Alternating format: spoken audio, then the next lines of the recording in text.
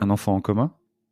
Vous l'aurez compris, notre tribu, c'est 2 enfants, leur mère et moi, et quelques animaux de compagnie. Le sujet d'un bébé en commun est très vite arrivé sur le tapis. Ma chérie ne tenait pas à être mère une troisième fois, et elle voulait être sûre que cette volonté ne me priverait pas du désir d'être père. Délicate attention, cependant, j'avoue que je ne ressentais rien qui me poussait à vouloir faire un enfant. Puis il y en a 2 qui venaient d'entrer dans ma vie. Même si je n'ai pas de point de comparaison, je dis souvent les aimer comme mes propres enfants. Après tout, en garde alternée, je profite d'eux et je peux m'impliquer presque autant que leurs parents biologiques. Est-ce que les avoir faits ajouterait quelque chose que je ne peux pas percevoir? Est-ce que dire que ce sont mes enfants après 10 années passées ensemble est illégitime? Est-ce que c'est maladroit vis-à-vis de leurs parents? Est-ce qu'on aime forcément plus son propre enfant que son bel enfant? Des questions qui, à mon sens, ont autant de réponses qu'il existe de cas. C'est pourquoi pour ce premier sujet, je vous mets à contribution car j'ai réellement besoin et envie de collecter vos avis et vos ressentis. Qu'est-ce qui peut définir le besoin ou l'envie d'avoir ou pas un enfant en commun? Qu'est-ce qui peut être un frein ou au contraire un déclencheur? Quelle a été votre situation? En attendant, voilà quelques idées. L'horloge biologique. Le simple désir ou besoin viscéral d'avoir un enfant. Comment renoncer à ça si l'autre n'en a pas envie? Est-ce une bonne idée d'essayer de ranger l'autre à sa décision?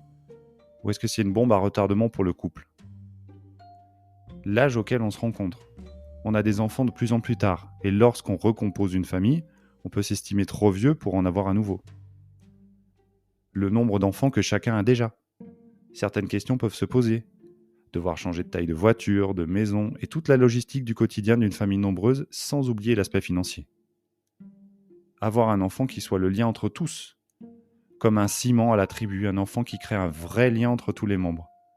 Peut-être est-ce l'occasion pour chaque beau-parent de créer un trait d'union avec ses beaux-enfants.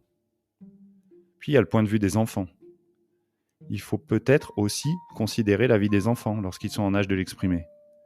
Comment vivrait-il l'arrivée d'un bébé qui serait le fruit d'une union différente de celle de leurs parents? Peuvent-ils se sentir exclus, moins importants, moins aimés? Au contraire, verraient-ils ça d'un bon œil, comme ce lien décrit précédemment? Ça vaut la peine d'en parler? J'ai jamais eu à me poser toutes ces questions car nous avons rapidement été en phase. Mais qu'en est-il lorsqu'il y a des envies et des besoins différents?